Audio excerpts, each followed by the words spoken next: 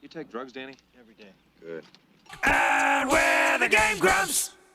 Better than smoking it.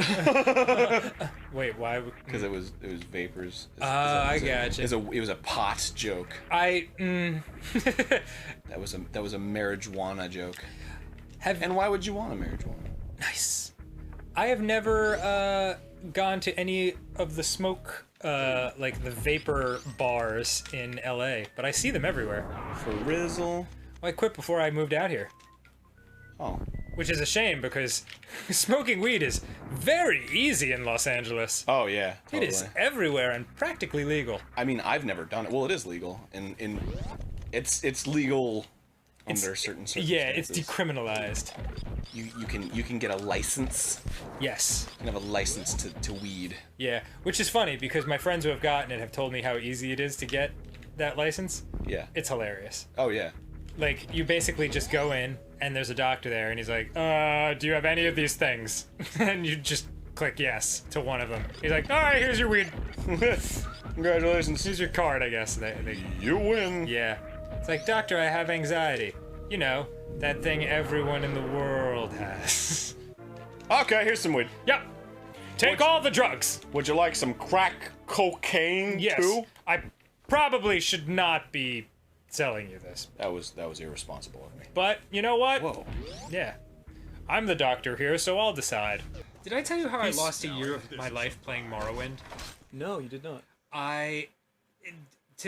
There was a point in my life. I don't smoke pot anymore. Yeah. But there was a point in my life where I just wake up, take a giant bong hit, and then play Morrowind all day, and then take more giant bong hits throughout the day, and then go to sleep and call it a day. That sounds like a lot of drugs. Yeah, hard to believe. I was unemployed. So, like, honestly, the only fucking thing I remember about being 24 years old is smoking weed and playing Morrowind. Yeah. And it was glorious. I loved Morrowind, man. It was awesome. It was a really fun game. But I played it so much it started to fuck with my perceptions that when I actually ventured out into the world, like to buy Shiny sandwiches weapon. and stuff, I would be talking to like the guy at the store, and I would like visualize the bar over his head, like out of 100, like how much he liked me. You know? my God. Like if I'd make a joke and he'd laugh, I'd be like, "Oh, I just jumped from a 74 to an 82." Okay. They help them to get high. Yeah. Dude, can you even huff hydrogen peroxide? I doubt it. I mean, I guess if you can huff anything if you put your heart and mind to it. If you put your lungs to it, I guess. My I need the fucking batteries. Wait, Jesus. I don't know if I ever told this story, but when I was in Trinidad, it was like 2002, I think, and those were like, I was a pot smoker for a long time, but those were like my championship smoking days. Really? Did you win tournaments? No, but if there were tournaments, we could have won them, and so we went. I don't know. I've seen a lot of heavy Yeah, that's true. That's true. pot smoking fiends. I mean, it's nothing that I'm proud of, but just for the sake of the tale, we in Trinidad, like the kid we stayed with, like owned a ton of property, and there were just like fields of weed, like as far as the eye could see. So he would just go out like for an hour and come back with like garbage bags full of it, and it wasn't the best weed, but it was the real deal, and like so. There were four of us. It was like the Costco of weed. That's exactly what it felt like, yes. So there were four of us, and we smoked, I believe it was 4 pounds of weed in 3 days. Wow. Yeah. I'd say that's tourney worthy. Yeah, I mean, it's... Dude, you would have been banned from tournaments, dude. It involves doing nothing but staying inside and going from one blunt to the next. And I remember looking at it, like the pile of weed on the table, and being like, can we really fucking smoke pounds of weed in a day? And my friend Erin, who was with me, just turned to me, and without a trace of irony, just like determination in her eyes, she was like, if we put our hearts and minds to it, we can accomplish anything. I was like, this is really inspiring / not inspiring. If we really think hard and give it our all, this weed will be gone tomorrow. So help me, God! Yeah, like, I've told you that I wrestled an alligator while I was there, right? I'm sorry, what? Did I never fucking tell you about this? No. I had to have. I must have. apologies if we've told this story before. I know. Yeah, I wrestled an alligator. Oh, okay. I have a picture I can show you. It wasn't the world's biggest alligator. It was was it a baby alligator? It was. I think it was a youth. It was like 6 feet long. That's still pretty. It was big. It was big enough to be disconcerting. It was many years ago, and like you go on the tour, you go on the airboat boat tour, and oh man, okay, so you have these tours that this Cajun dude or like a swamp person will take you on. Like, yeah, just like a guy you can't understand. Like, yeah, like they're cool as shit, but you can't understand a word they're saying. And before you go on the tour, they have like these alligator pens for like alligators that are like sort of like domesticated or whatever. Domesticated by name only. Yeah, exactly. A domesticated, cold, fucking heartless reptile. Capable of murdering you. So yeah, like the oh, maybe you have to hit the pin like as you come out of it, so it like knocks you like right down. Getting real tired of Mario shit. So yeah, at this pen, like they have like 20 people gathered around, like looking at all the alligators, and the guy comes out. He's like, "Who wants to wrestle this alligator?" And my friend Brett. Oh my god. My friend Brett was he was like, "Hey, my buddy Dan does," and I was really stoned at the time, and I was too stoned to like be like, no, I don't want that. That's not a thing that I want. You were like, dude. Yeah, it just like, well, just everyone like turned to me, and like everyone's face, they were all so excited. They were like, "Yeah, do it!" And I was like, I guess I'll do it. And so I wrestled an alligator. It was yes, Aaron. Thanks, yes. Thanks. Thanks for the enthusiasm. I'm happy for you. And yeah, like it's once you get the jaws closed, it's super easy because like the way their jaws work, they have unbelievable force that they can bring them down with, that they can like close them with, but they have no power opening their jaws. Oh right, yeah. Yeah, so you're just holding it closed. But like there is this picture that exists of me that my friend took, and it's like I've got this like look on my face. I'm like holding the alligator jaw shut and sitting on its back, and I'm smiling, but it's like that worried smile where it's like, maybe you should take that picture quickly before this alligator up and kills me. Straight up kills me, bro. Straight up kills. Oh no! Come on! Oh no! Fucking Mario! I'll kill your fucking bitch ass! The one thing about gators, though, that people don't know. Fuck! What? I keep going through the wrong pot. Oh, are you serious? Yeah. I feel like, I keep buying the wrong pot. bro, been there. Hey, stop bogarting all this fake warp pot.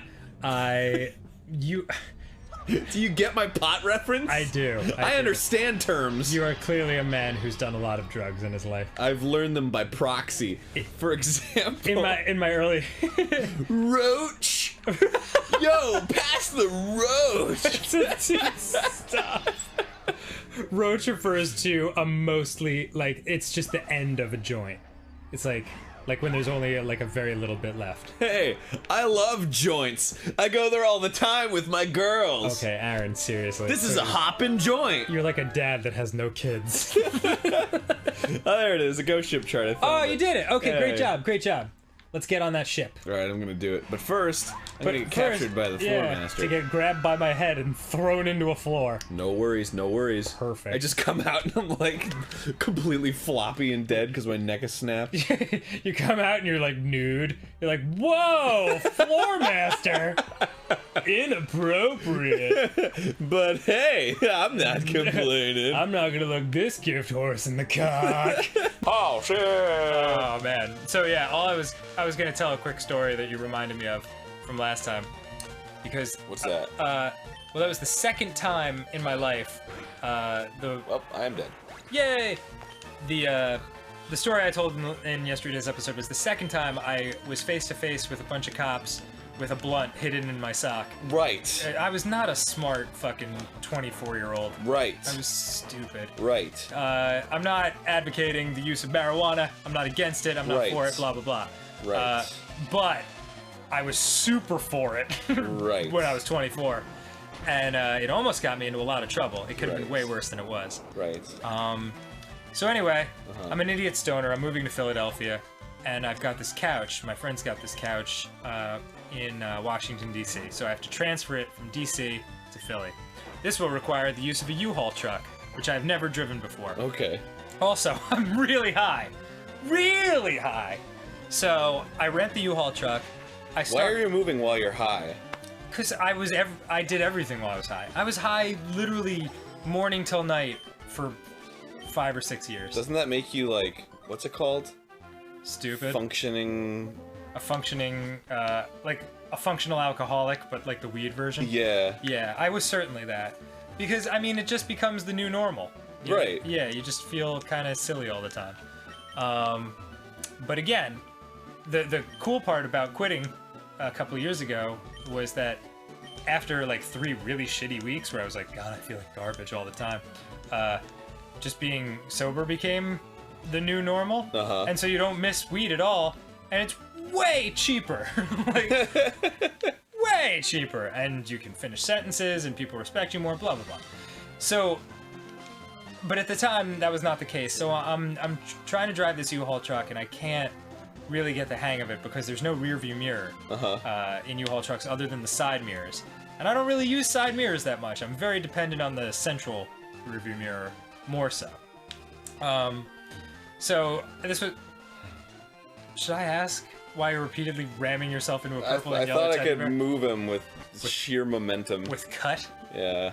Okay. I mean, if you could knock down trees, why not a big fluffy bear? I know, right? I don't know. He's not a bear, he's a Snorlax. Oh, I know. That thing. Oh, shit! I didn't expect to get seen by that fucking guy. Win, lose, or draw. It's my favorite television show. No whammy, stop! So yeah, like, I'm fucking driving. And, in New Jersey, there's a place called the Menlo Park Mall. And around the Menlo Park Mall, there are these old train bridges from, like, the 18th or 19th century. And they're stone, and they're lower to the ground than everything else. And I have... than other bridges, I should say. And at this point in my life, I've never driven any kind of truck before. So, I just never put it together that those yellow signs, with numbers on them on a bridge indicate how high that bridge is and how that corresponds to the truck you're driving and what can and can't fit under it. So, like, I start driving under this thing, and it's the road is sloping downwards. So as I'm going under the tunnel, like, the roof of the truck rather, is getting farther away from the bridge, and I'm like, oh, this is good. And then, like, halfway underneath, the road starts curving back up, and I'm like, oh, this is less good. This is very snug. And all of a sudden I hear, like, and what that sound was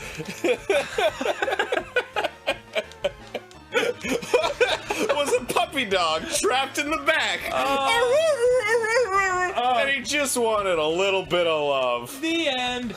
Nope. It was fucking pipes and stone girders and shit, fucking, like, spearing the roof of the U-Haul truck. And I was like, I bet I can just fucking get out of this by flooring it.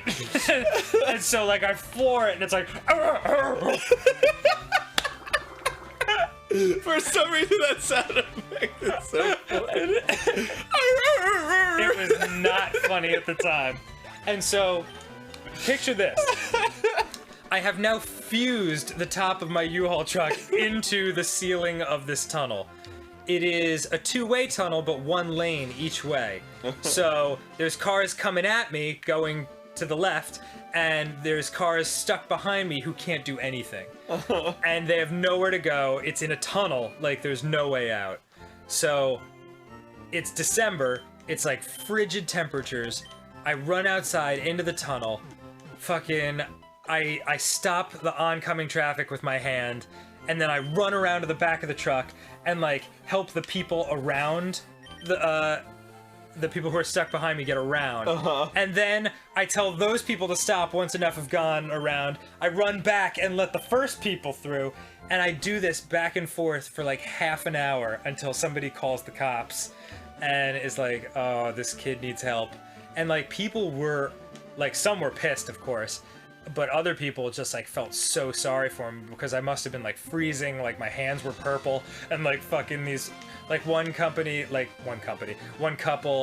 like stopped and gave me like gloves because they were like, I love them, whoever they were. Oh, that's right, there's a Snorlax here. Yeah, and so, hey Susie, we're doing a Game Grumps episode. Nothing. She'll figure it out later when this airs.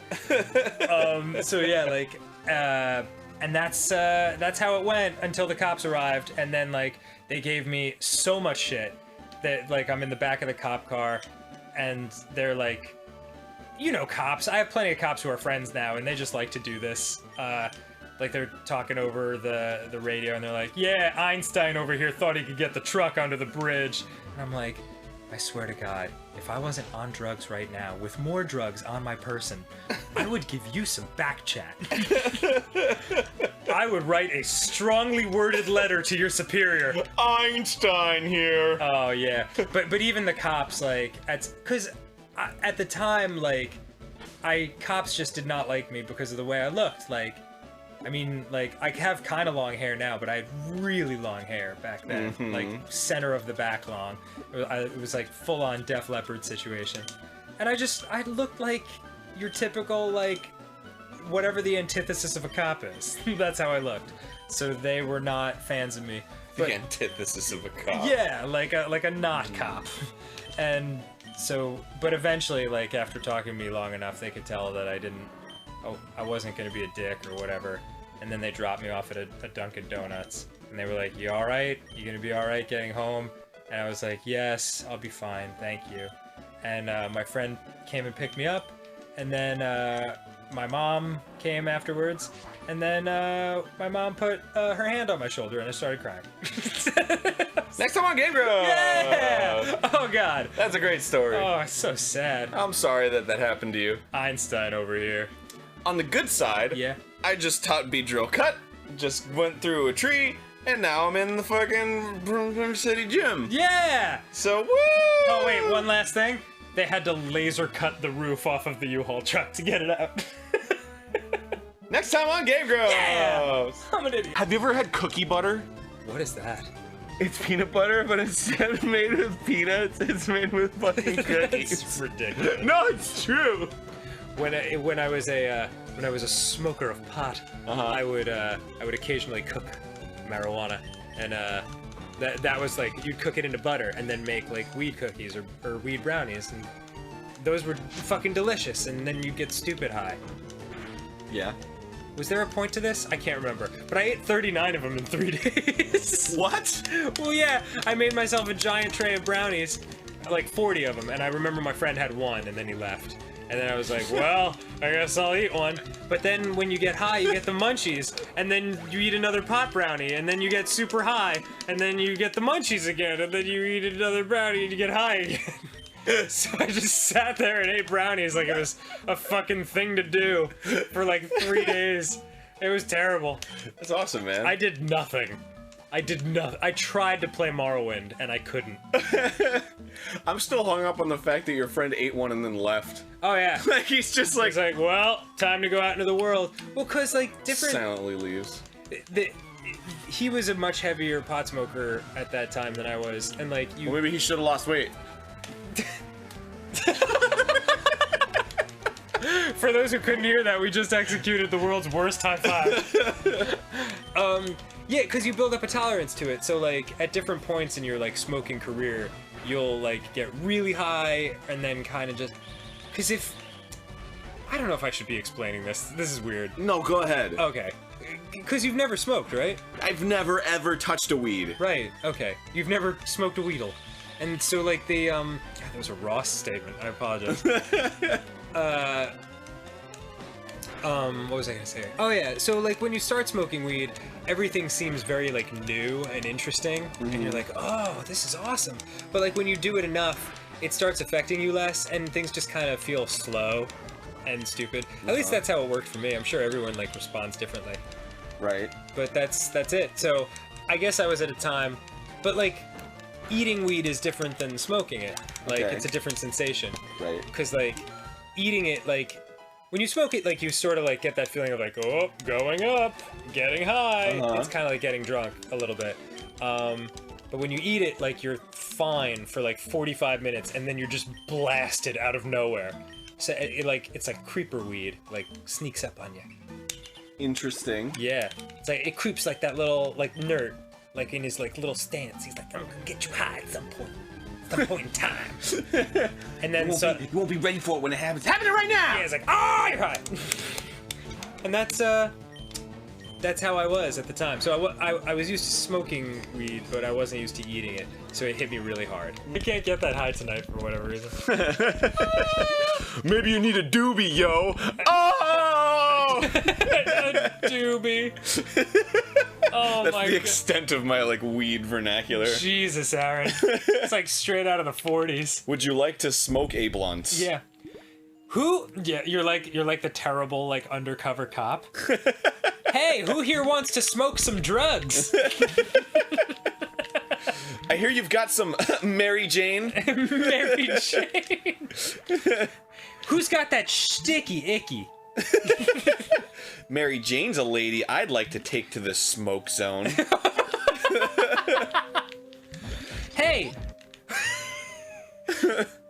Word around the street is that you boys are smoking the wacky tobacco. Hey! I'd like to have some of it. If it's not too much of an inconvenience for you. That would be great. You know what's sweet though? Like my mom, when I was a pot smoker, my mom was very concerned, obviously, because you know, like you don't want your kids smoking weed because you make dumb decisions when you smoke weed. But whatever. For Rizzle. For Rizzle, and I remember she found like I was always very careful about keeping very small amounts at one time because like I was already up there. yeah, because the more you have on you, the more illegal it is, obviously. So I had like maybe like a tiny like enough for like one hit in like a tiny little bag in my room, and she found it and she was just like, Dan, is that an ounce? I was like, Debbie, they're dried leaves. Like, in order to have an ounce, it would have to. It was just adorable. It would have to be like a brick. Is that an ounce? Well, because I guess she saw. Is it like a term? Well, yeah, because an ounce, I guess she read somewhere that's the point at which it like becomes like a more serious offense in the eyes of the law. Yeah, it's just very sweet. And I was like, I should stop doing this soon. Like, I should stop with the drugging. Yeah, I mean, I like it, but like, if it's making my mom sad, then like, at least while I'm living under her roof, I should not do it. Yeah. So how's the drugs doing now? Haven't smoked in 2 years, 3 years. I was just doing a joke. But Oh, sorry. you decided to take it to a serious place. Oh, sorry. I thought you were just asking me. No, because you're not under your mom's roof anymore. Oh, right. So. Oh, I get it. Yeah. Because I was still living with my parents. Oh my god, next time on Game Grumps, we're gonna roll some shit up. Yo. You know what I'm saying, stoners? Yeah. Hey, what time is it? 4:20.